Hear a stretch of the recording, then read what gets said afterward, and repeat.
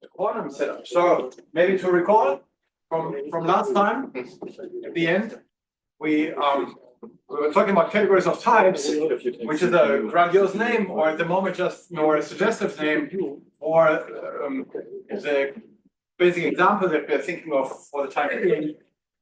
So for now, we take our category of types to be sets. Part of the point is that this can be generalized, but this is good to get a feeling for what's going on. And then there was this observation: if now gamma is some base set, then we have the slice category, the slice of sets over gamma, whose objects recall are sets equipped with a map to gamma, just a function, and another object would be another map. So this might be some. I don't want to call it P because I overused P last time. Let's call it F or something, doesn't really matter. And F prime. So these are two objects in this slice category. And morphism in the slice category called the morphism, so function of sets, such that it respects these maps. So it's a fiber-wise map. If we should think of such a map here, or we want to think of such a map as being a stand-in, as I said last time, for the collection of fibers that the set S has over gamma being the pre-images under F of the points. So this is the disjoint union of over gamma and gamma of the fibers S gamma. And as such, these maps, and hence the slice category, serves, recall that was the idea, to represent the idea that there's data types here, which as types, as sets in this case, actually depend on another parameter. It is a simple but kind of profound idea.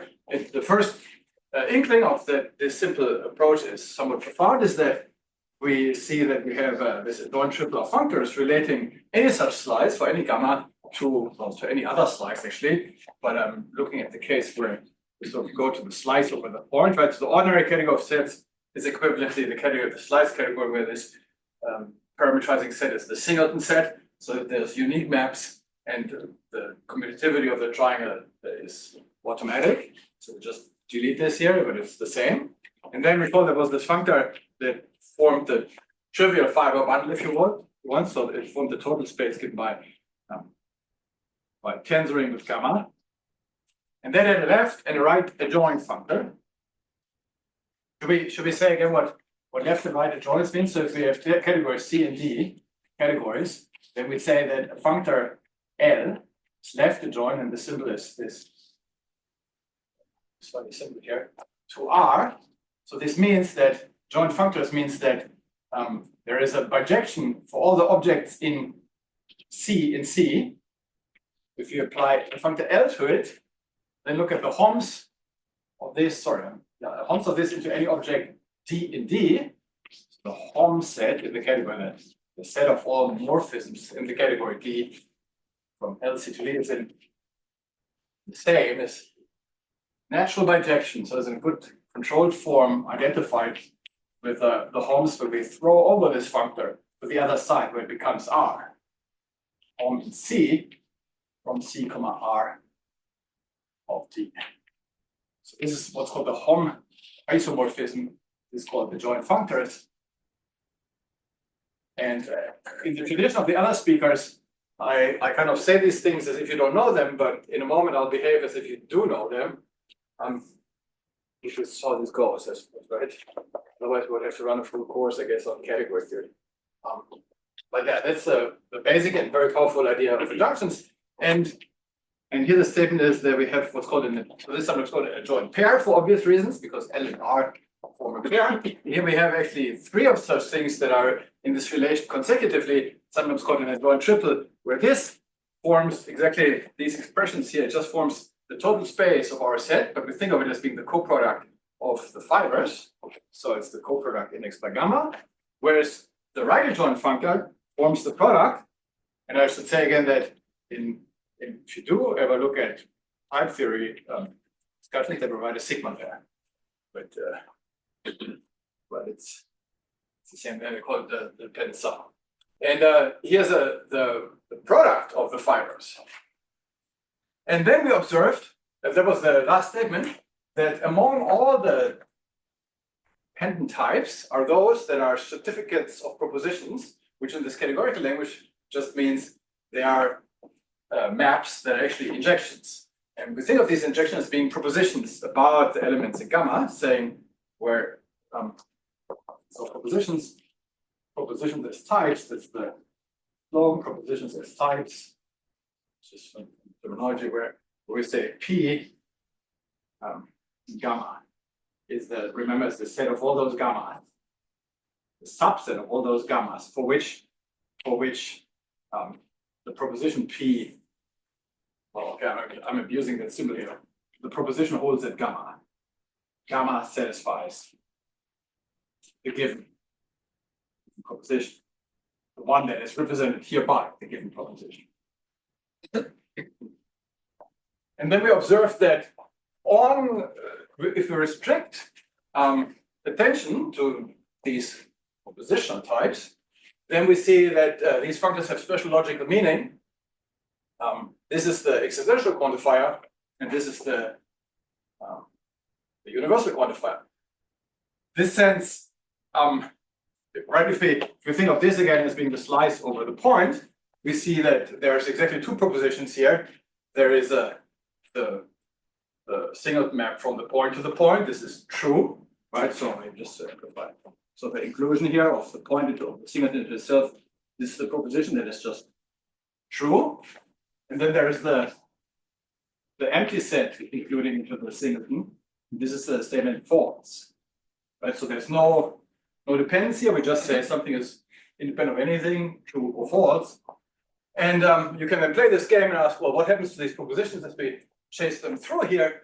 And let's focus on this part. This will be of the main interest for a moment, right? If we think of a proposition here and apply the Schreiber functor, well, it will take the product of all the fibers.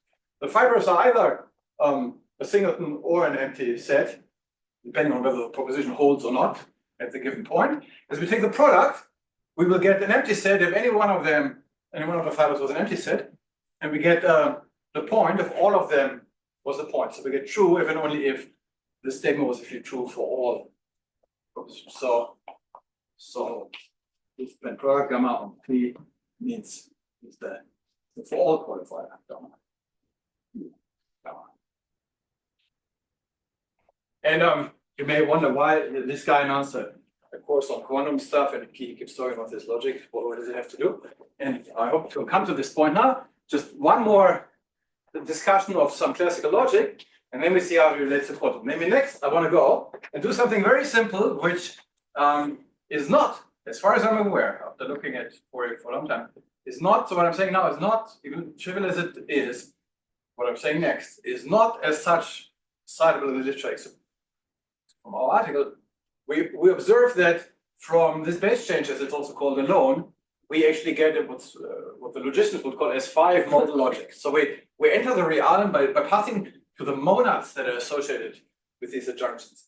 So we're entering the realm of modal logic, where this is an ancient topic. It's usually attributed to Aristotle, actually, where we say we want to add extra qualitative statements to our logic.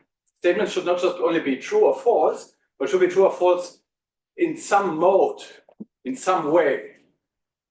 And the ways and modes that you already see here are the basic ones of what's called epistemic or aleatic logic are necessarily and possibly. So something may be true, or maybe necessarily true, or possibly true. And people have, since the ancients actually wondered how to formalize this. We'll see that this comes up. So you might still ask, okay, so what does this have to do with quantum? And the interesting aspect will be, as we talked about yesterday, that this modal dependence on certain worlds, as we'll see in a moment, is actually going to reflect exactly the funny many worlds dependence that enters the nature of the quantum measurement process, where things are true or not, depending on in which classical world you find your quantum measurement to make you end up. Okay, so that's enough. Let's look at it.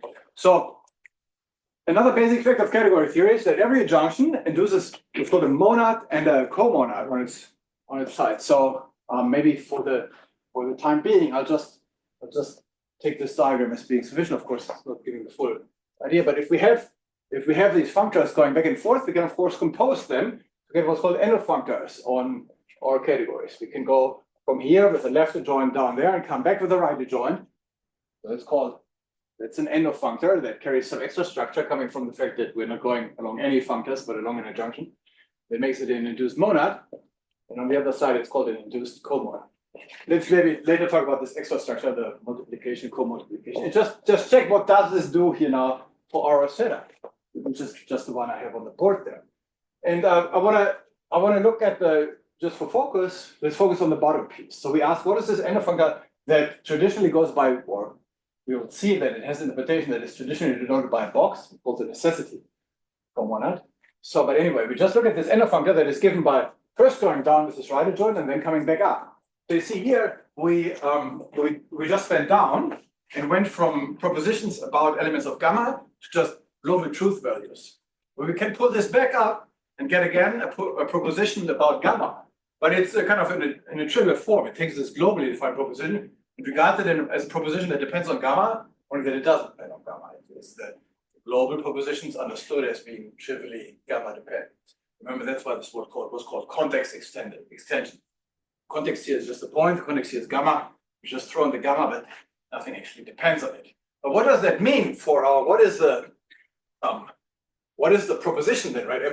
So we get another such sub thing here. So what does it mean logically? Well, it says it's the statement that is true for a given gamma, if it was true actually for all gammas, independently of the given one. So it's the statement that if we think of the gammas now as being kind of the parameters of what the modal logicians call the possible worlds, the possibilities that we may find ourselves in, then this is actually the statement that the given proposition was necessarily true, necessarily in the sense of independent of which gamma you actually have. And there is this tradition, which actually goes back to the ancients, both in philosophy, but then also the ancients in quantum physics, like the forefathers of quantum physics, to use this somewhat grandiose sounding word of worlds, which easily misleads students, but also I think major philosophers in thinking of something too grandiose. What we do want to be thinking of now as we enter the realm of actual laboratory quantum physics is worlds in the sense of what do we detect about this world? Like for instance, we have a measurement here, I make a measurement of some spin. Before I make the measurement, I do not know if the spin is up or down. So I do not actually know in which world do I live? Do I live in the world where this is up or is it down? After I've made the measurement, I know which of these two worlds I live in. It's the worlds in this sense, like measurement outcomes, like what do we know about the world? That's the statement which we're going to use this two worlds. So that's what this diagram says here. It says going down here with a universal quantifier and coming back up turns a proposition into the new qualified proposition, which goes by, we have it here, right? It takes a proposition P to a new proposition that has the interpretation that the original proposition does or is known to hold necessarily, namely no matter which world W is measured. Sorry, I'm switching now from gamma to W. So just to bring across this idea of the worlds, right? So let's do the same thing for the other adjoint. I think that's probably what I have here on the left. So here we form this existential quantifier. Maybe we should truncate it down to say we get the proposition here that holds if any one of the W's satisfy the original proposition. So it's that there is a gamma or there is a W such that the proposition holds. And then we pull back up. Then again, we get a W independent proposition, which is true if there is some possibly other W where our proposition holds. It may not hold at the actual W where I'm sitting, where I find myself, but it may still come out true. It says, well, possibly it may not be true actually here where I am, but it's possibly true in that there is another world, an alternative universe. Somebody else may have measured the spin down, and is where I measured it up. And that was true. So this is this operation has the interpretation of saying that the statement here holds if P does or is known to hold possibly, namely for some possibly measured worlds. We say this is the possibility monad or the possibility modality, and this is the necessity modality or co-modality or co-monad.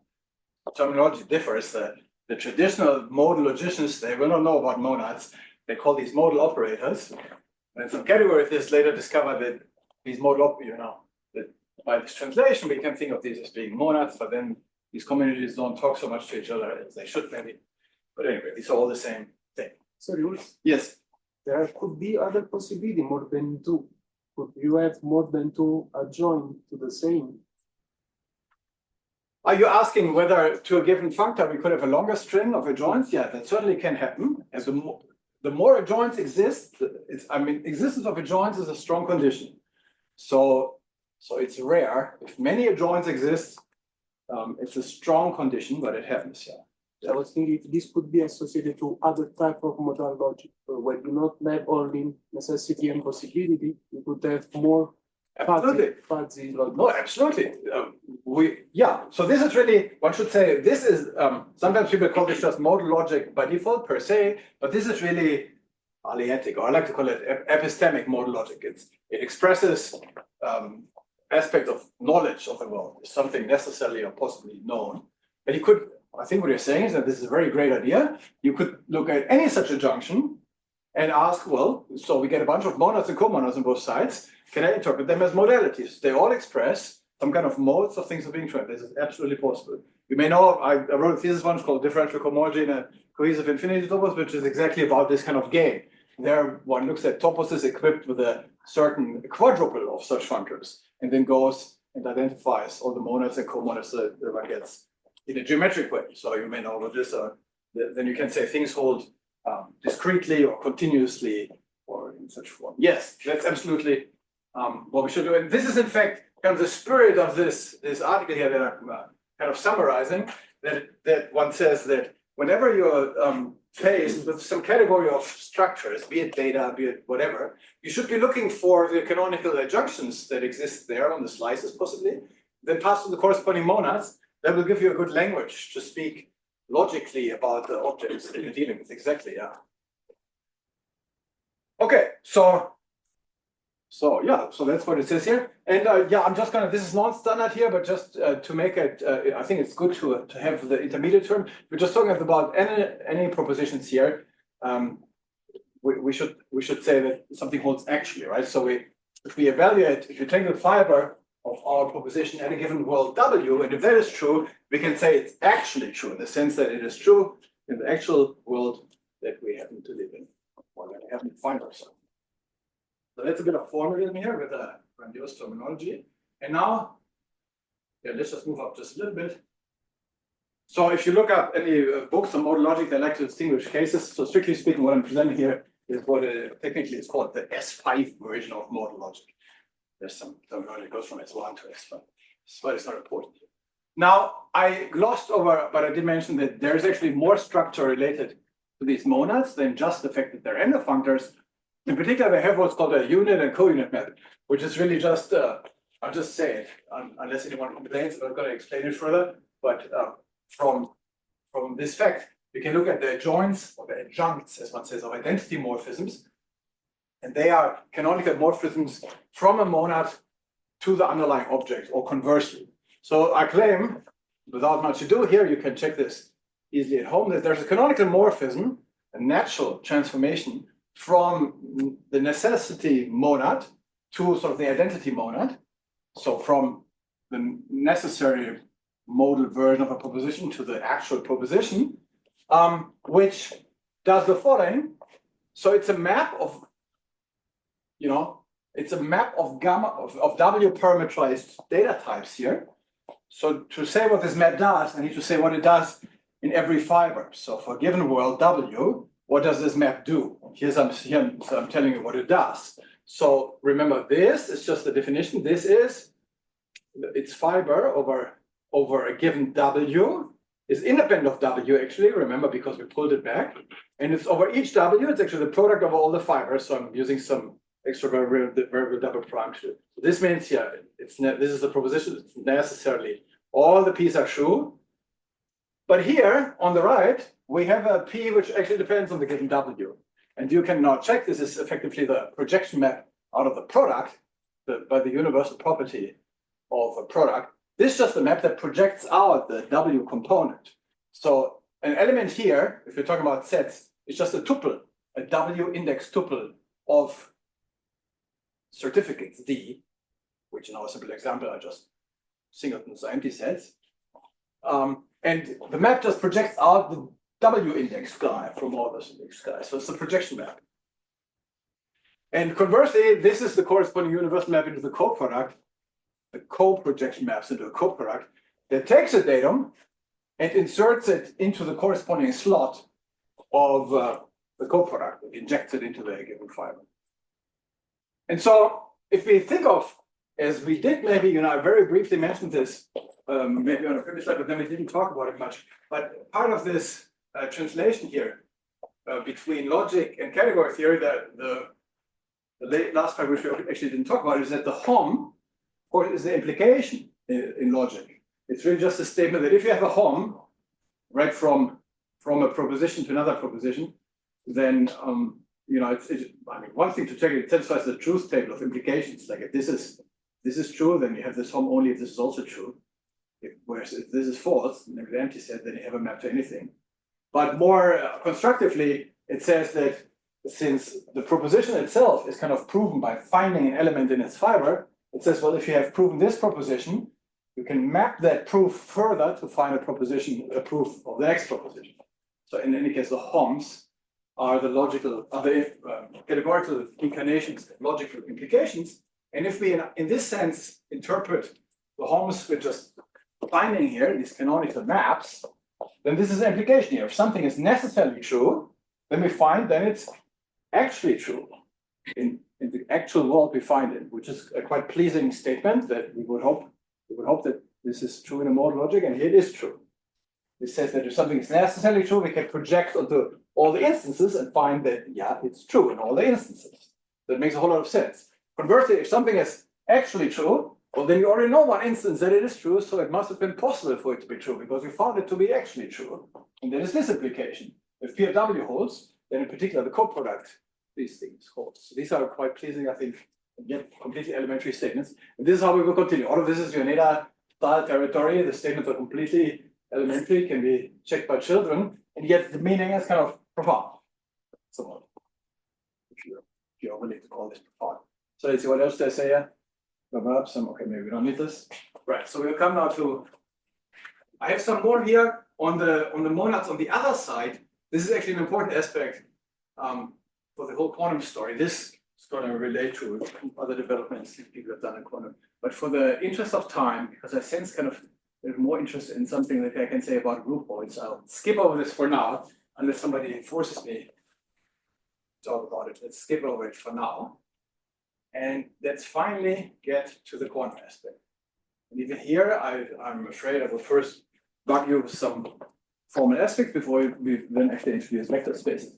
Let me just, since we have this terminology at least of types floating around anyway, I think the following is that this table, to understand this table, is conceptually pleasing. It's something that is good to know. Namely, there's this famous statement that quantum physics has it satisfies what's called the no cloning theorem, the no deletion theorem. And we want to just briefly think about what this means in terms of modeling quantum data. So the fact that quantum data is supposed to not have a natural cloning, a natural deletion operation, it means that there must be a special property as we now pass from classical to quantum data types, or there must be something different about these quantum data types that is not the case for classical data types. And here on the left are these are called structural rules that are basic rules that a type theory will satisfy for ordinary classical types. And it looks a bit unreadable in the usual formulation here. It says something like, well, if you have given data of some background data, some flags which we don't care about so much. So if you have two pieces of data of the same data type P, and then you have from this you produce data that sort of depends on this. Well, you can always form you can always form this data that depends if you just have one parameter datum given that depends on two copies of that.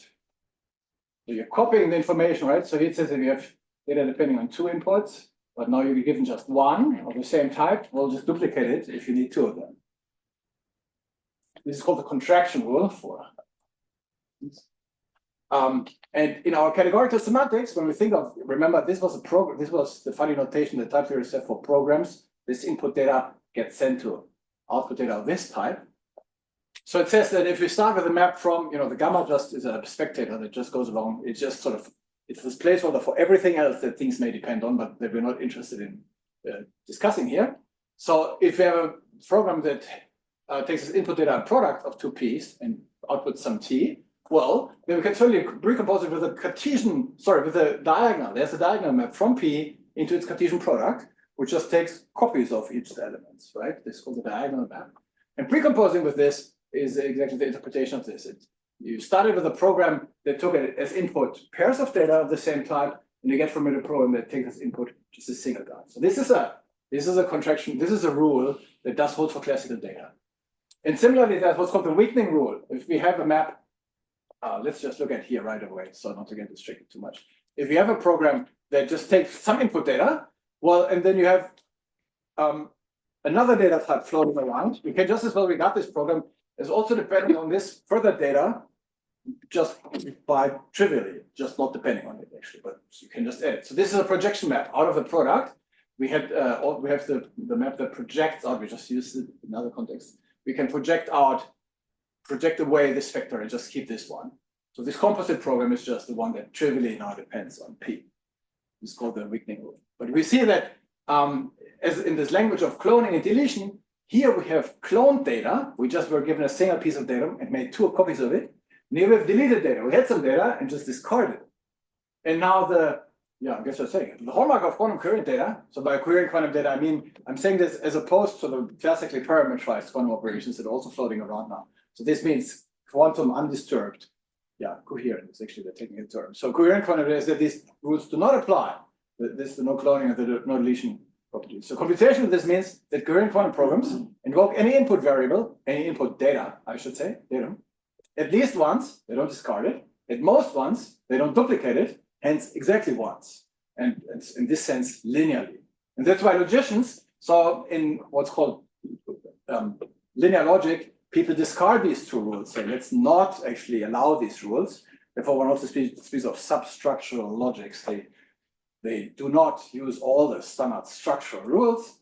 And one speaks of substructural linear logic. So a priori, it's not a priori related to linearity in the sense of linear maps, but it goes in this direction. And that there's this linear depends in this sense on all inputs.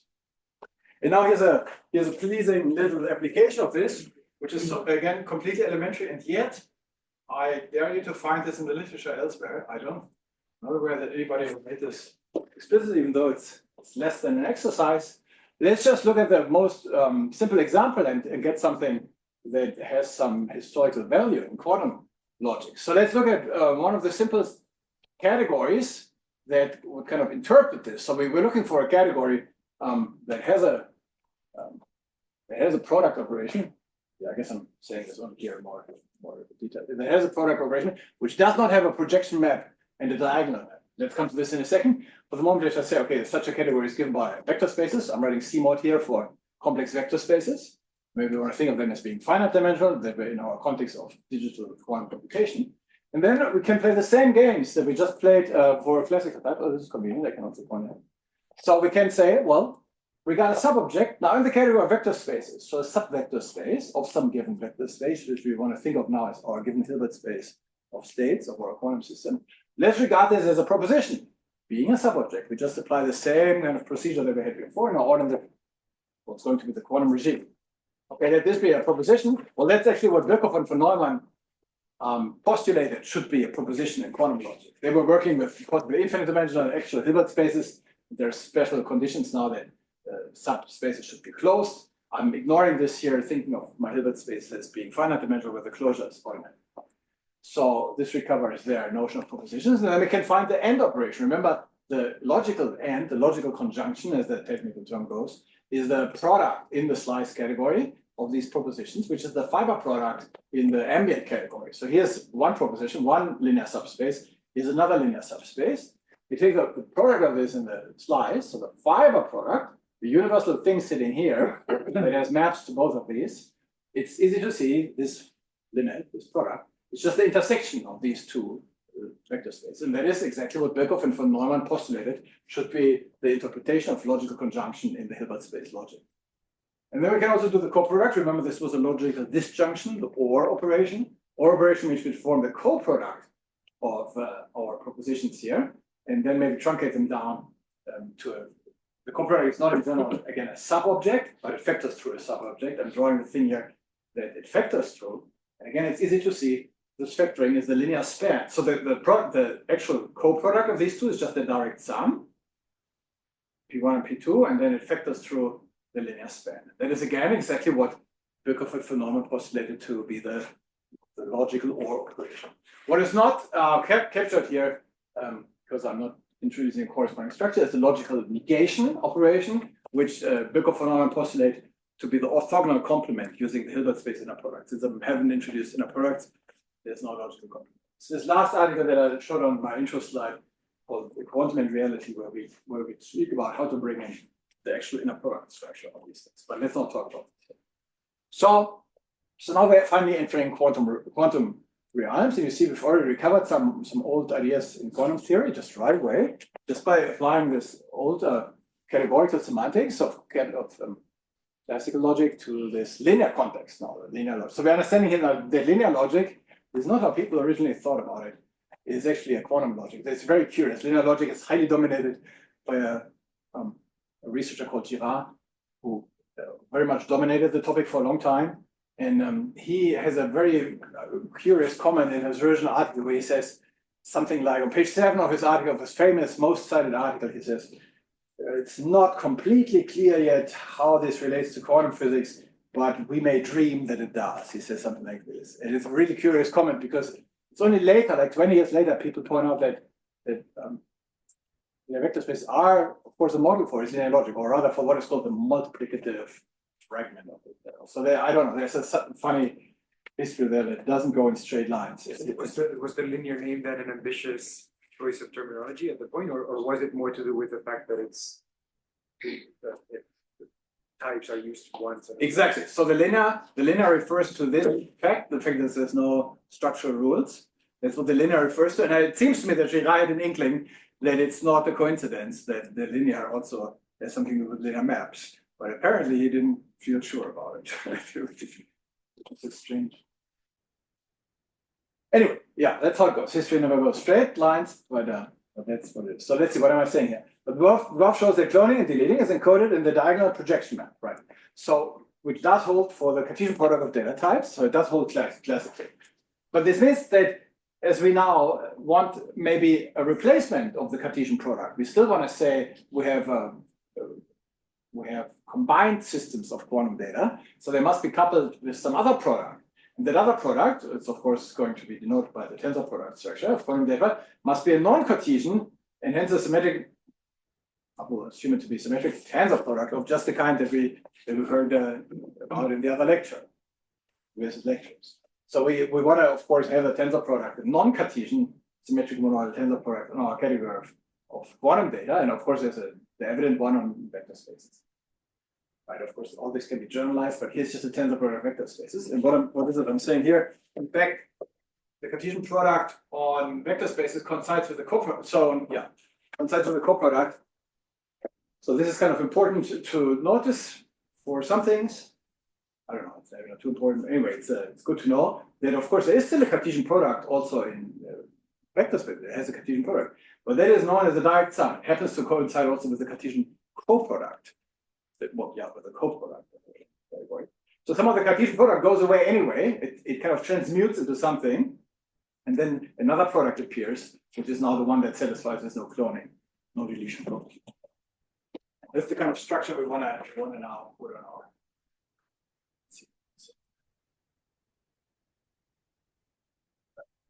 So broadly, one can say that the Cartesian product, being now the direct sum, is something like parallelization. If you take the direct sum of two Hilbert spaces, direct sum of operations between them and two quantum processes just run in parallel.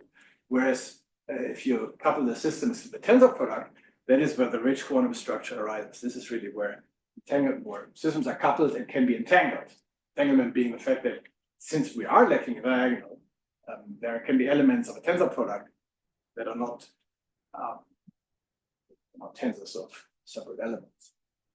So, and now we see there's further analog of our Cartesian closed structure let's remember how we started with this was a relation previously that related the term into the type formation rules for product and pair for function and pair types. Now with respect to the tensor product, the category of finite dimensional of vector spaces is again closed, meaning it has a right adjoint to the operation of tensoring with some vector space, and that is the internal home denoted here by this lollipop notation, which really just in our category of vector spaces is just the vector space of linear maps. If you have two vector spaces, you can form the set of linear maps between them, but that set is again carries canonically the structure of a vector space by just adding stuff kind of here.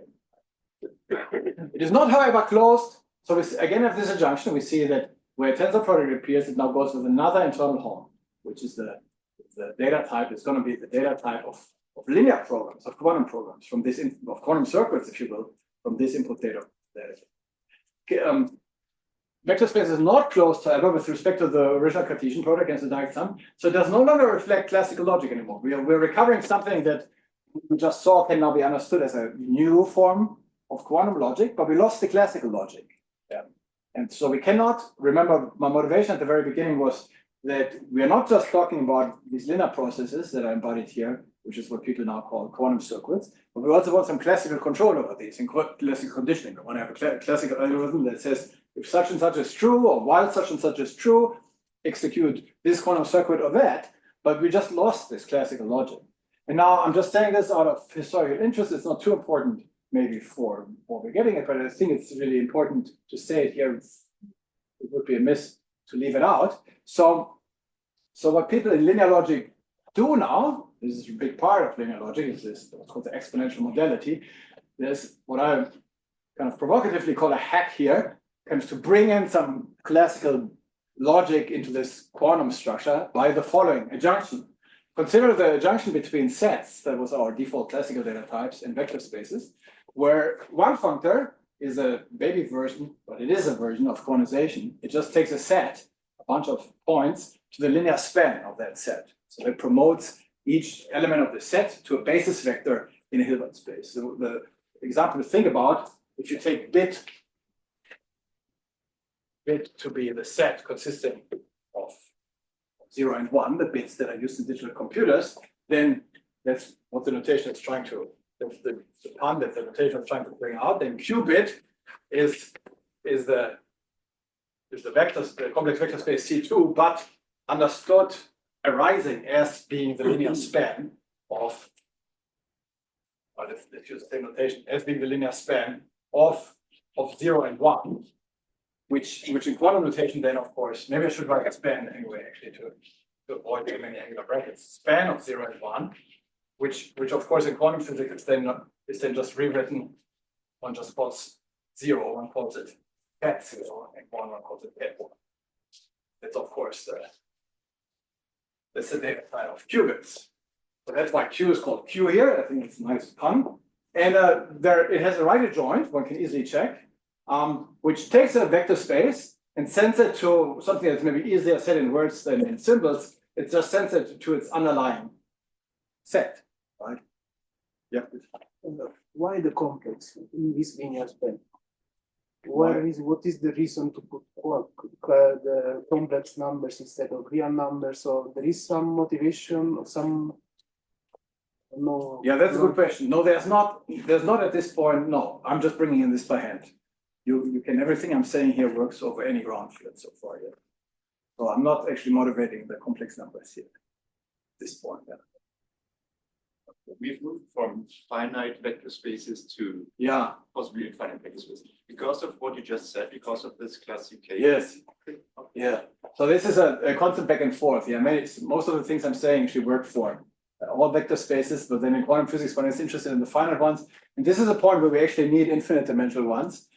For this to work, and so if you want to go and say complex vector spaces are a model for linear type theory, then if you want to restrict to just a finite dimensional one, you have to say something like, oh, it's just a fragment of linear type theory, which doesn't have, for instance, this modality.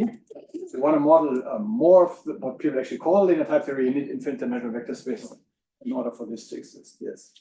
So actually, I'm not, this is a good point, maybe, I'm not actually promoting this picture here. I'm saying that is the picture that is what people in linear logic use to access quantum physics or linear classical combined logic. I'm kind of trying to improve on this actually. See, there's no parameterization here. It's just this adjunction. When I'm presenting, we can actually stick with finite dimensional vector spaces. Here, I have to enlarge it in order to bring in classical logic. And so let's just see what this does. So since we have this adjunction here, right? So Hom, this is just underlying set. A linear Hom from the complex numbers to a complex vector space is just given by whether the unit element goes. So it's just an element, any element.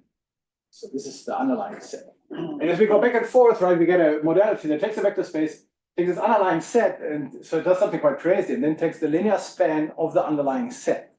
But you know, in this linear span now, every single vector, and not just up to rescaling, but any actual vector, including its phase, if you will, becomes a new basis element. So that now in the quantum physics, you kind of can treat this as a new state. So you now have re-imported all the classical states in a way into your quantum setup. That's anyway how it works. And that's what linear logic does. And this thing is called the exponential modality because it satisfies some basic properties like an exponential function does. And this is how people used to handle things. But first, we're not going to do it this way, but in second, we'll actually recover it. So let's come back to our approach of actually looking at parameterized data. That's kind of the little punchline that I'm presenting here. Oh, yeah. I think I've seen the exponential modality also associated with Fock space. Yeah, that's right. Okay, good that you're asking. That's not what you. Good that you're asking. I'm hoping nobody would ask. So there are different models of this. So I'm presenting one particular, right? So the linear type theory just is a bunch of symbols with some axioms, and then you can ask what are categories that model this. And because this is the version that I will actually recover, I presented this one, but people have found other models where indeed the exponential modality forms the Fock space of a given. What would that model be if you? You know, I don't know in detail now. No, I cannot answer that, sorry. Yeah, I looked at it once. So. Some other things. Is this?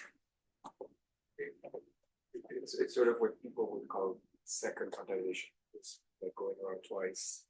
Like I mean, it's always going on, but like intuition that do second quantization, like yes, wave functions over wave functions. Yeah, it has that flavor, which also of course does the Fock construction. Yeah, both of them. And people have talked about this, but there is people have mentioned that it looks like you had, but I don't know if this has been kind of substantiated beyond the fact that it feels like that. Yeah. But no, that's probably the right.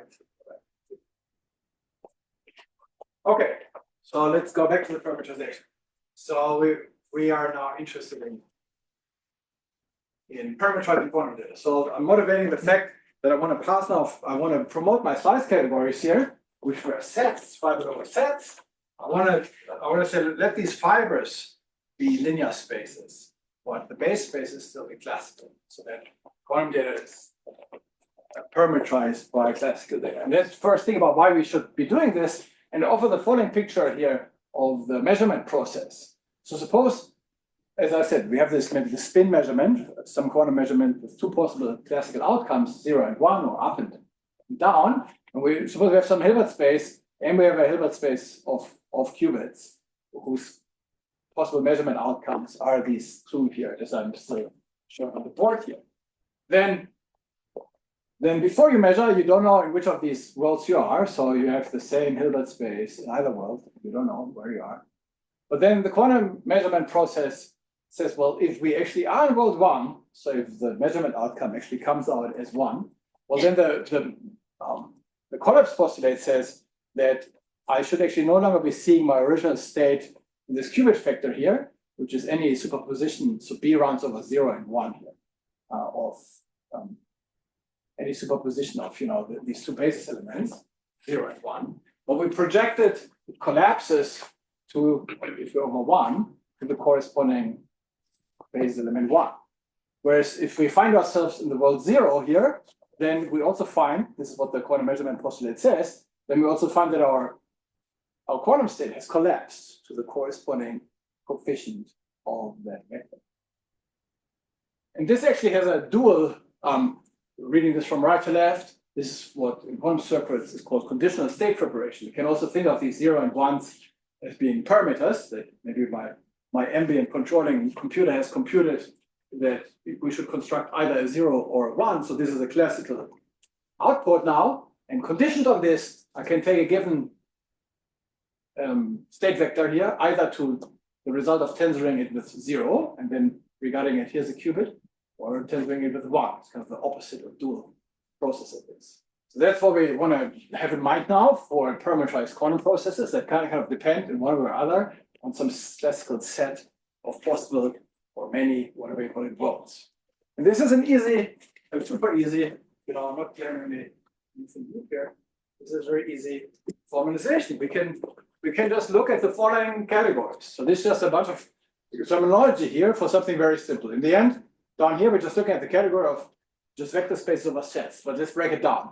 So here's the category of sets, and there's a category of types. We want to now call it no longer just the complete category of types as we used to. We now call this the category of classical types, just to amplify that we're bringing in a new form of types so that we have room for a new terminology. So the category of sets will now be called the category of classical types. And of course, here, objects are sets and functions are maps.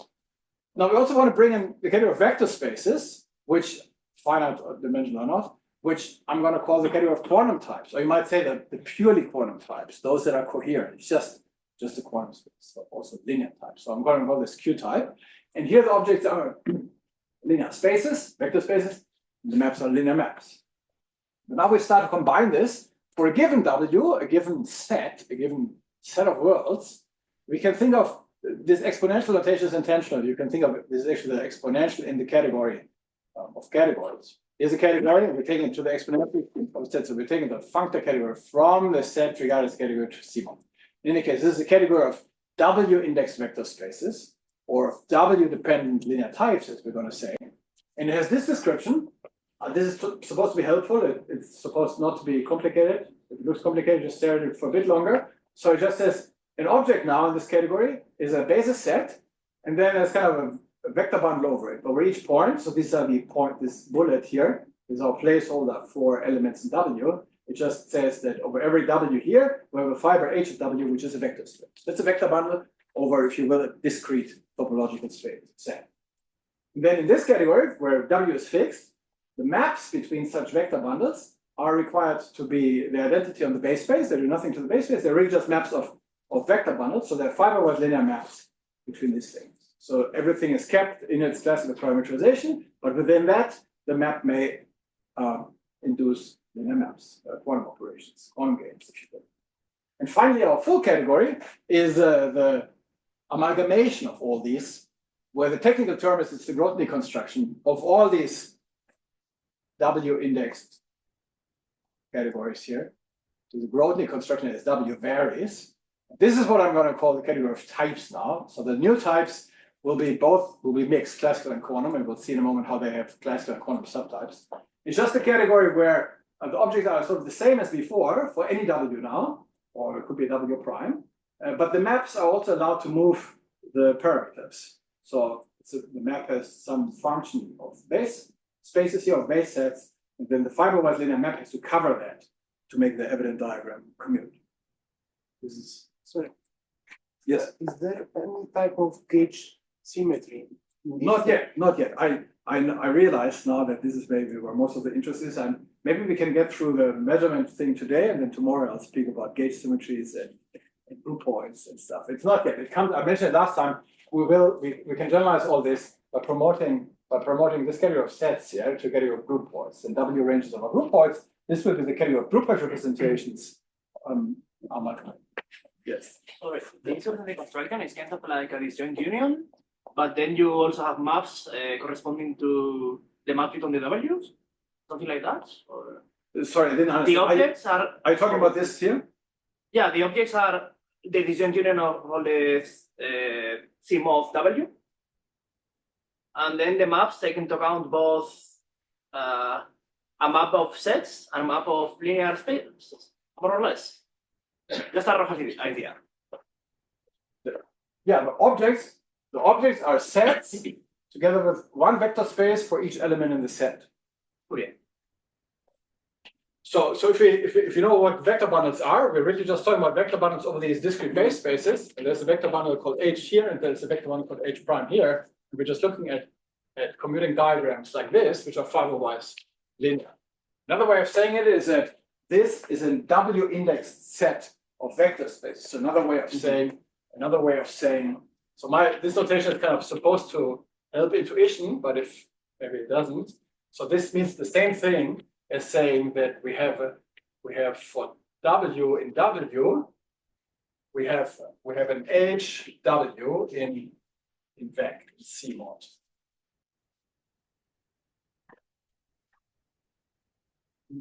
It's a W index set of vector spaces, and then the map is a map of the indexing sets, and then linear maps that go from one vector space to the corresponding that is indexed by the corresponding image under F of the index. Okay.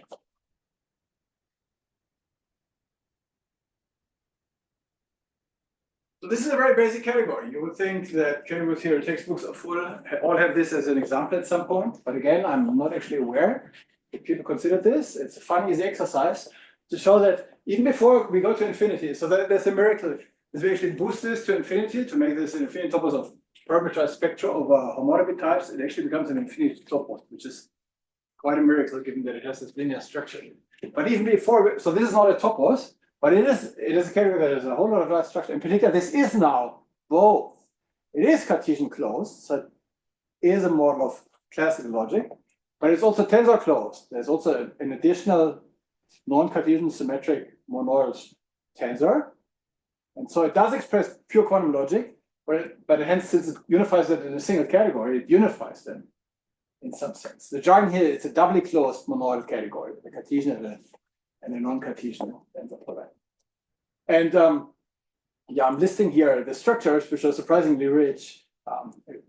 Maybe I don't want to go through it on the board here, but just to amplify what the basic structures are. So here's the Cartesian product and the quantum product are both, or in some of the literature, like in K-theory literature, are called external tensor products. So we have these two vector bundles here. The Cartesian product is the vector bundle whose base space is the ordinary Cartesian product of the base spaces, and then whose fibers are the direct sum over, any point here is now a pair of a little w and a little w prime. The fiber over that is the direct sum of the H fiber over the little w and the H prime fiber of the W prime. It's external direct sum, right? We direct sum, but parameterized by these products here. And similarly, the tensor product in this category. So I'm slightly abusing the symbol here. This is the tensor product in our category of parameterized linear types. This is the ordinary tensor product of vector spaces. Tensor product is also the Cartesian product on the underlying classical things. So in both cases, we're forming a classical AND operation on these. And then it's the tensor product of the corresponding fibers. And now it's a fun exercise to compute that and how these two products actually have internal homes. And the internal homes are surprisingly rich. Let me just unwind this a little bit here. Or maybe let's start with this one. This is easier. This is actually surprising somehow. So this means lollipop is the internal home for the tensor, right? Sort of the circle here should remind you of that circle. So the internal home, it turns out, the map between these parameterized types is the bundle whose base space is the set of all maps, just as we had before. And then the fiber over such a map is all the linear maps from that kind of cover that given F, right? If we had it's all the linear maps that cover a given F here, all the phis that complete such a diagram. The linear space of these, as F varies, that forms a vector bundle. And so in total, this is just really the linear space of all these maps. Whereas for the other tensor product, it's kind of more funny. You get the linear maps in the base of the internal home. You get the set of linear maps of the base space and the underlying set. So this is the symbol for underlying set. The underlying set of all the linear maps covering it. And there's an additional linear factor fibered over that. So that is some subtle effect that actually has some important consequences later on. But it's, yeah. Your function F are only set functions in this sense. So you're assuming some set type of set theory, or it's true for everyone? You need the choice action or not in this case for this to be true? Right. So in what I'm describing here, the way I set it up, I'm describing you a very concrete category of vector bundles over actual sets. So this is a map of sets, just ordinary sets, yeah. And but of course, as with all the things I'm showing, these constructions generalize, where this might be maps in some topos, right? And we have linear stuff over there. But for the moment, we're just looking at the super trivial example. Of course, then you could extend it from measurable sets, or measurable function, or not. That I don't know. I don't know. Maybe, yeah. So you're asking, can I put more structure on the basis here and still have all this nice structure? I don't know, actually. Okay, so that's the category of types that I'm going to be looking at now. And now let's just see how some monads come in, how we can decompose, how we can go back, right? This is the way to operate with many of these generalizations. One goes to a more general category that unifies given categories that one has, and then one tries to characterize now inside that bigger category where the previous categories sit that one wanted to unify. And so we do this by junctions. So here's our category of types, which remember now is really these parametrized quantum types. And I'm claiming it as an adjunction to the classical types, where this is shown up here, where the left adjoint functor, which is actually both left and right adjoint, takes a linear bundle type and just remembers its underlying classical type. So it just remembers the underlying classical type. In this sense, it goes to a classical type. The right adjoint of this, you can easily see, is the thing that takes a classical type to the zero bundle. It puts the zero vector space. So this is kind of the incarnation of a classical object now, of a classical type within our mixed quantum types. It has zero quantum aspect, very manifestly, right? One can check that this is actually a left and a right adjoint, so that the corresponding monad here is actually for Venus monad. It's left and it's a monad and a co-monad. And we call this the classically modality. Like, we're choosing these words as adverbs to say this is how something holds. So if we're going to have a proposition, then putting this naturality symbol in front of it will say this proposition holds classically. It may fail quantumly, but it holds classically. If we just forget the quantum aspect, then it holds. So in this sense, this is the modality of being classical. There's a similar kind of dual, in some vague sense, adjunction from our bundle types to the quantum types, which, well, we can't quite forget the base type, because then we don't know what we're fibered over, but we can sum up all the fibers. We take the direct sum of all the fibers. And that re-includes, by this map, we'll take a quantum type and regard it as a bundle type over the point. Again, this is very manifestly the construction that introduces trivial classical data. That's the trivialest thing we can put here. So there's just a quantum space kind of parameterized by nothing, or by the unique thing, actually, and hence it's not perfect.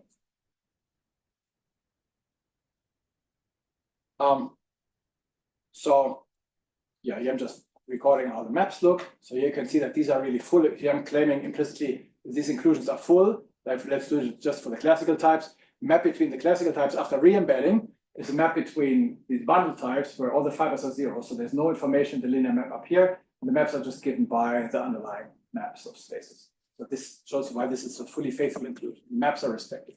Similar, a map between these purely quantum types, there's nothing that can happen on the point. The point is terminal. So this map is not uniquely fixed, and all that happens to be specified is the linear map.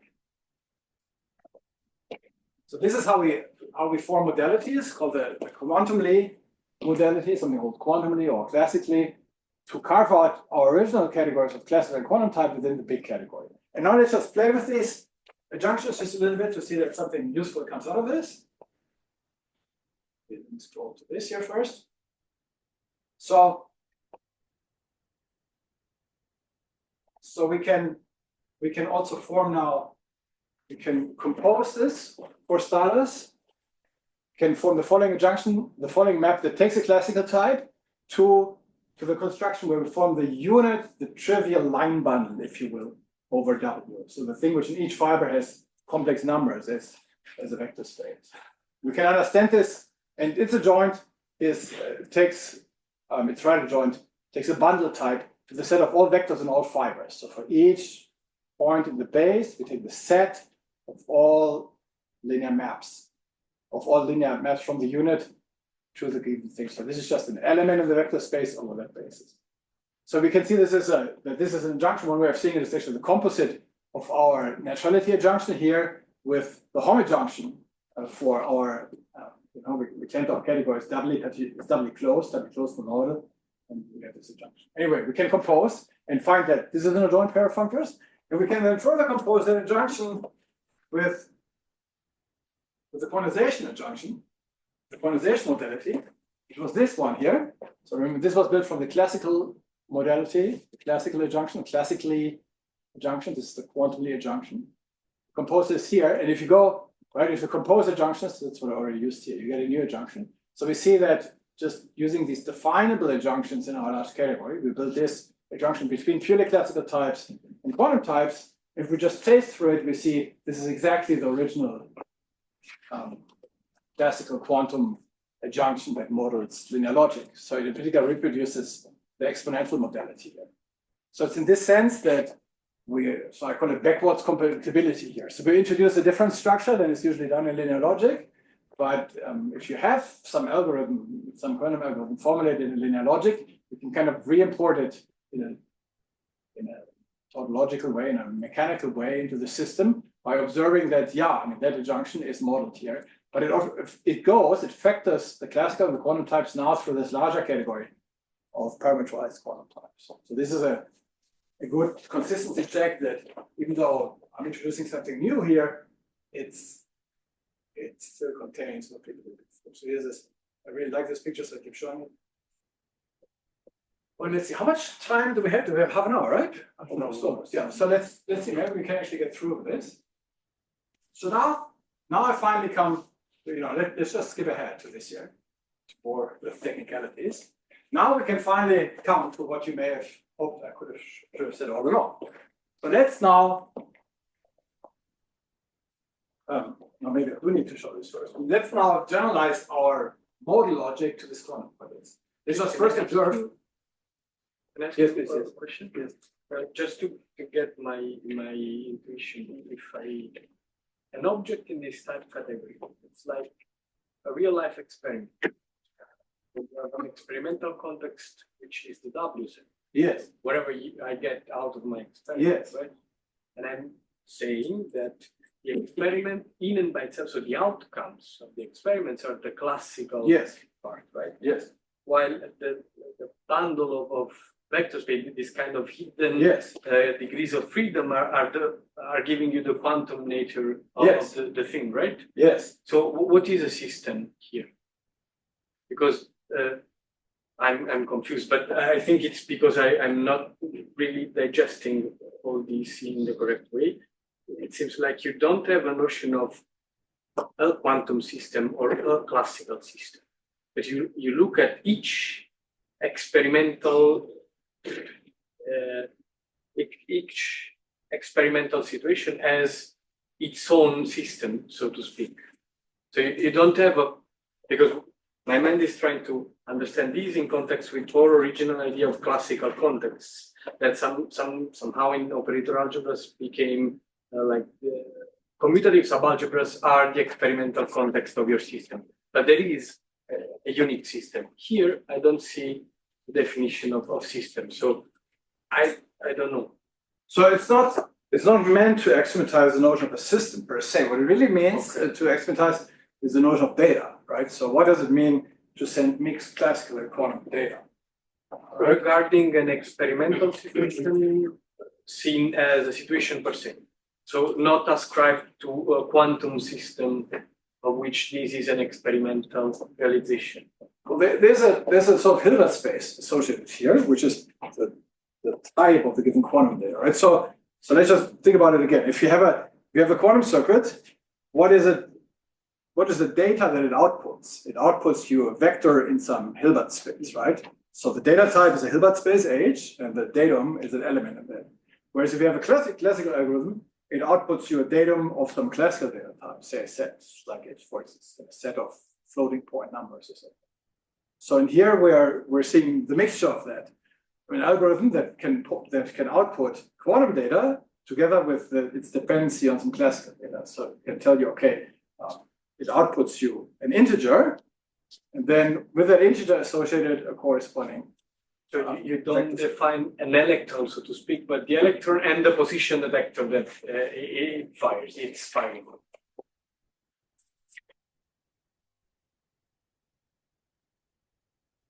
Yeah, I mean, a good example, maybe I should mention this. A good example is, for instance, the dependent type here, the bundle.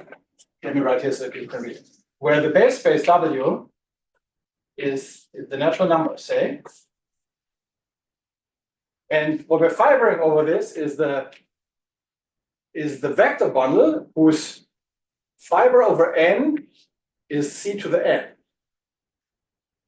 Right, so this describes a situation where you do some quantum computation where the actual dimension of the Hilbert space that your result will take values in is not actually fixed a priori. So it could be a very complicated system where, depending on what some classical pre-computation determined, you actually do a computation in an n-qubit Hilbert space where n may be large, if maybe the input data turned out to be more complex. So if you end up with data of this type, you get a vector in some Hilbert space, but you don't, to know which Hilbert space this is, you also need the corresponding natural number. So it's in this sense of quantum processes that you should think of this. Okay. So maybe we said that it's more about language than about system. So it's how we describe it, like more about our epistemology on what we can extract from the system, that more than speaking about the system. Yeah, so maybe this is very much adopting the point of view of quantum information theory. You don't speak about quantum systems there in the way you do elsewhere, where you say, okay, it's Hilbert space with a Hamiltonian or something, because what you do in quantum information theory, you have a bunch of Hilbert spaces, and instead of a single Hamiltonian, you have a bunch of called quantum gates, a bunch of prescribed unitary operators, not dependent on the time coordinate, that map between these. And of course, this is some abstraction of systems, because actually implementing a bunch of quantum gates means in any given setup that you have a bunch of spins or some other things or photons which you manipulate, which have these states. But there's not this sense, maybe it's such an isolated system. Yeah, this is really why I amplified this data perspective. I think that gives a good idea. But we'll see. Maybe we have time to do this tomorrow. We could look at actual forces and Simon's type topological field theories, where these vector spaces actually drop out on surfaces, vector spaces of different dimensions, then quantum operations of them drop out. So in the sense that the whole structure is a bit like a system, but so system is not a fundamental concept here, but of course somehow it's there, I would say. Okay.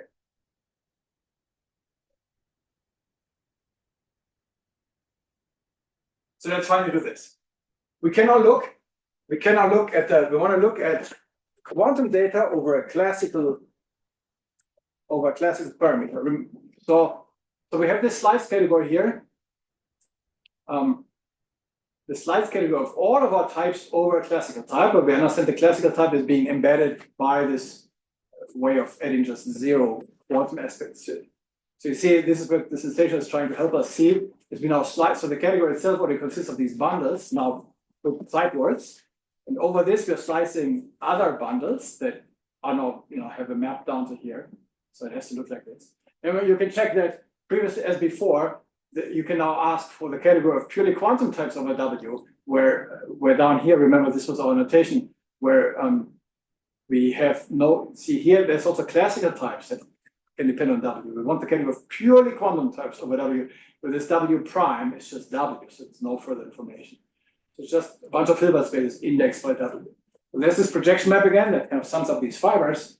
There's this re-inclusion. If we have a purely quantum type, we can understand it in such a way as being fibered over this thing by having this here.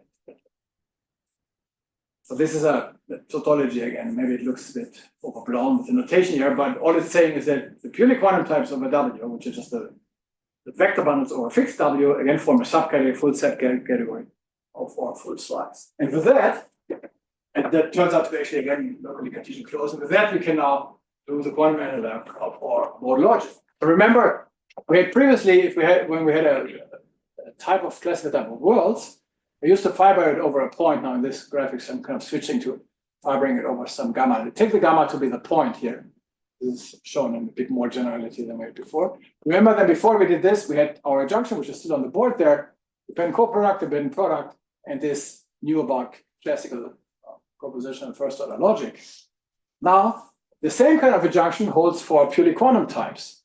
There is a base change operation here on the right, which takes a quantum type over the point, say, and regards it as a quantum type over W just by tensoring with our tensor product with this unit bundle type. So it just puts the quantum type in each fiber of the W type. It forms this W independent type regarded as a trivially W independent type. So this has now a left and a right adjoint, and as before, which are again given by actually the coproduct and the product of the fibers in the category of vector spaces here. But if we assume, as I'm doing here, that our W is actually a finite set, as it is for realistic measurements, realistically, you have a chance to measure a finite set of outcomes, or else if as a map over gamma it has finite fibers, then by the fact that the Cartesian product and coproduct actually for finite elements actually coincide in our quantum types, turns out that this left and the right adjoint actually coincide. They're both given by the direct sum. So we have what's called an ambidextrous adjunction, which is a quantum first difference that comes to the quantum world. This cannot happen non-trivially in the classical context. And so with that, we find our system of monads and comonads here, where they actually now coincide. Both of them are Frobenius monads. There's now an analog of the necessity comonad, but actually coincides with the possibility monad. And they're given by going back and forth, but first going down with the direct sum and then pulling back up. There's corresponding monads and comonads on the right hand side, which I don't want to talk about much. It's these ones actually is a Frobenius monad that appears here, which has become famous. This turns out to be the same that has become famous in the Oxford School of Bob Kukui's quantum system. This is what's now the spider moves are the Frobenius axioms of this monad as they're used now in the ZX study. But let's look at the left-hand side. So we have this operation which just takes a direct sum and pulls it back up. And this has surprisingly interesting interpretation now. Let's just look at again our logical interpretation. This is what all this previous discussion of model logic was meant to help us appreciate in this diagram now. So again, we have canonical morphisms, the co-unit and unit maps of these monads, which go from this quantum necessary proposition here to the actual types and the possible types. Well, then as before, remember classically, this was just a projection onto the factors of a product. Now this product is actually a direct sum.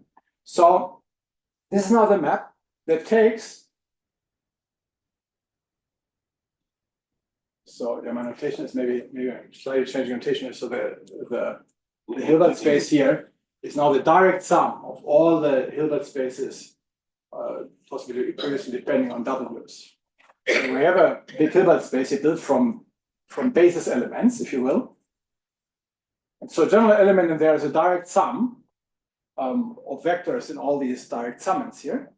And this logical operation that was previously the implication of from necessity to actuality now turns out to be the map that takes a vector space in this full Hilbert space and projects it to those basis elements that correspond to the elements that we're actually seeing in our classical world. So this is actually the measurement collapse process. If we find ourselves after the measurement in the classical world W, then this morphism shows us that we've actually collapsed our quantum state to the corresponding basis states. This is exactly the measurement postulate for Neumann. And dually, the corresponding inclusion here is now what in circuit language you would call state preparation. It takes a vector space, it takes a state in the subspace and just includes it by putting zeros in all the other direct summands. So it prepares a state in H to be an eigenstate, a given eigenstate here. And in total, this is just a projection map here onto the subspace. So this is, and I'm going to maybe close. We have 10 minutes left. I'm going to close with showing that this this, how should one say, this is not a coincidence here. So this modal implication from necessity to actuality looks like the measurement process. I'm actually going to show an example in its properties, further properties, that it knows all about the quantum measurement process. So somehow there's something remarkable that's happening here, that one of the most enigmatic fundamental aspects of quantum theory just arises as this co-unit here. There's also just an entertainment aspect here, since these two monads actually coincide now for finite measurement sets. It turns out that this is isomorphism here. So previously, classically, we just had an implication from necessity to actuality to possibility.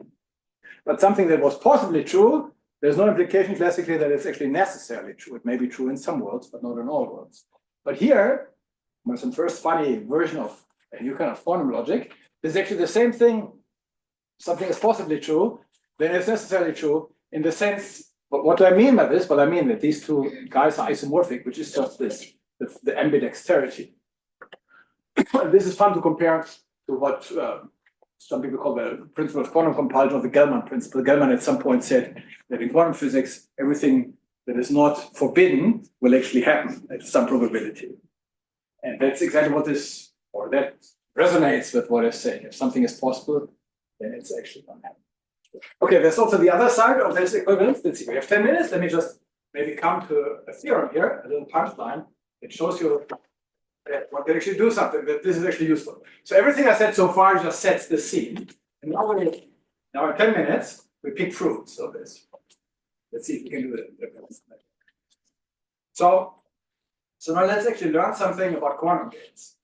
And we have now at our disposal a language that actually knows about controlled quantum gates with classical or quantum control. So in quantum computing textbooks, you find this notation where somebody, maybe we should look here. No, let's look at it here first. Where somebody draws these double lines and says this is a classical bit line, and a solid line and says this is a qubit or whatever it happens to be, H line. So the idea here is that as we regard this as a quantum circuit, the input data is a classical piece of datum, and the Hilbert space, independent as it were here now of this classical datum, but anyway, Hilbert space. And then you could now post-compose in string diagram notation operations acting on this stuff. So in our notation here, this says that we have the input data is parametrized quantum data, right? Because there's an element in H here for each value of W. That means for each world W that we find ourselves in, we will have the corresponding Hilbert space HW here. And there's also a quantum version of this, where instead of having W here, we have QW. Remember, there was the quantization of W. So we can have two quantum lines running next to each other. And then, of course, it's just meant to be the tensor product. We just did this. Just for string diagrams, is the other lecture. Metric monoid category vector spaces here. And of course, QW tensor H is the same thing as because QW is just the direct sum of all the one-dimensional vector spaces spanned by the elements of W. So it's just a direct sum of W and W of the H levels. So I guess what I'm writing here is for the independent case where H is not actually dependent on W. Then so on. Okay. So if H is actually constant independent of W, then this holds. And here I'm showing the more general situation where maybe I should have not entered this generality. But in either case, we can see that this is exactly what this necessity comonad now does. It just takes the direct sum of these things. And so we see the difference between a classical and a quantum gate. This is a parametrized quantum type to the corresponding quantum and quantum gate is passing under the monad, under the comonad. And now we can speak about classically and quantumly controlled quantum gates, as people say. So a classically controlled quantum gate is an operation on this Hilbert space here, setting it maybe to some other Hilbert space, some unitary operation, whose actual action, the actual thing it does to the quantum state depends on this classical data. So this is very easily described in our dependent language here. This G is a morphism of these dependent linear types, which, dependent on which world we are in, produces possibly different quantum maps, GW. This very nicely, right? Very elegant or very naturally fits here. And the corresponding quantum gate, the quantum controlled gate, is just supposed to do the superposition of all these operations. It reads in not just an element of W, but a superposition of elements of W. And it is supposed to produce a corresponding superposition of all the corresponding operations that it would do to each of them. And we see now that this is exactly what happens now under the comonad. The comonad takes the direct sum of the input data here, and it takes acts on this with the direct sum of the G's. So it just takes all the. So these diagrams I'm drawing in exactly the way you will find them, for instance, in Nielsen and Chuang quantum computing textbooks. This is the really accurate rendering now in our dependent type theory. These things now have very formal interpretation. And in addition to this, in addition to quantum wires here, as they're called, the gates controlled and classically and quantumly controlled, we now have what's usually drawn in this way, the quantum measurement gate, which has a specific peculiarity that its input is purely quantum data, but its output is a classical line on W and a quantum line here. Namely, it will have made a measurement and then output the corresponding classical result here. We see now that this is exactly what our comonad co-unit does. It takes, right, we just said, okay, purely quantum data is actually when we're under the comonad. So we kind of go out from under the comonad by the obtain map, by the co-unit map, I think by projecting it. That's so that this actually models the quantum state collapse. So we see now also the quantum measurement gate is nicely incorporated. And with this identification of basic ingredients of quantum circuits with classical control into our language, we can now actually prove something that I don't think has previously been either formalized or proven. It's called the deferred measurement principle. So the deferred measurement principle is called a principle because it's stated somewhat vaguely in textbooks like Nielsen Chuang. They will just sort of check it in, I think they check it on 3 examples. That's what textbooks do. 3 is already a high number. So let's first look at the pictures. The deferred measurement principle says something like this. We have some quantum circuit, input wires, something happens. Then you do a measurement intermediate, and then you may have some further quantum gates which are possibly controlled by the measurement outcomes. It's just a simple example. It could go further. It could have more lines, more intermediate measurements.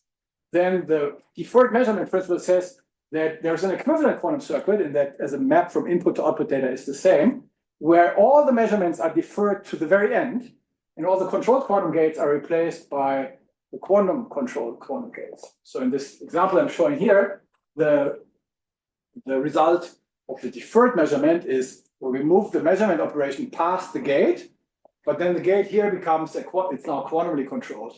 Right here it was classically controlled. So the statement is that these kinds of circuits, morphisms in our boundary category are as morphisms equal to those that are composed in this form. And the pleasing result here is that this maybe looks a bit tedious here, but it's kind of elementary, but let's not go through it, but let me show you, tell you just how it works. Since we've formulated all of the ingredients here in terms of morphisms between quantum objects under or not under the comonad, so slightly morphisms as it were, we have access to basic theorems of category theory. Here's the Kleisli equivalence that tells us that there's some basic isomorphisms between morphisms of this form. So here we see we have Kleisli morphism that we can understand as a morphism of 3 co-algebras of this comonad. Here it's identified with the corresponding homomorphism of the full co-algebras, and then it's retransformed into a Kleisli morphism. This identification, I'm using the fact that this gate F here is an actual coherent quantum gate. It doesn't depend on W. It's not a dependent gate. And so this is why we're transforming it one way and back. Looks like it does something. So it's like one of these categorical tautologies. Once we've identified everything in a comonadic language, as we did, then the isomorphism of these 2 sets of forms, sort of intermediate measurement circuits with deferred measurement circuits, is a basic fact, an abstract nonsense fact. That's a nice statement. This is something that is actually used in practice when designing quantum circuits. People need this at some points. It's also interesting to point out, that's maybe my opinion, you can see if you share that opinion, but that the deferred measurement principle actually axiomatizes and thereby resolves all of the one paradox that goes through quantum physics. People like to retell the story. It goes by the name Schrödinger's cat. It goes by the name Everett's observer A. It goes by the name Wigner's friend. All of these are actors that enact the same thing, namely intermediate measurement, right? The cat or some observer. We're always dealing with one measurement in between, and some further quantum processes happened, and then somebody makes a measurement at the end and wonders, did the state actually collapse already here, or only now that I'm observing it at the end? The deferred measurement principle somehow, some sense, says, resolves this by saying, well, it doesn't matter, it's the same thing, whether you've collapsed here, whether the cat was sitting here, or whether you are just observing the cat and the rest at the end is the same thing. In any case, that's maybe just my opinion that this is resolved thereby. So this is a good point to stop right on time. I think this is a non-trivial theorem, like for quantum circuit theory, which has not previously been formalized or proven. It's proven here now after we did our work of formalizing stuff just by the abstract nonsense, which is exactly what should happen if you have a good categorical formalization. That's maybe what at this point I have to say about quantum measurement. Yeah, thanks. I'll stop here.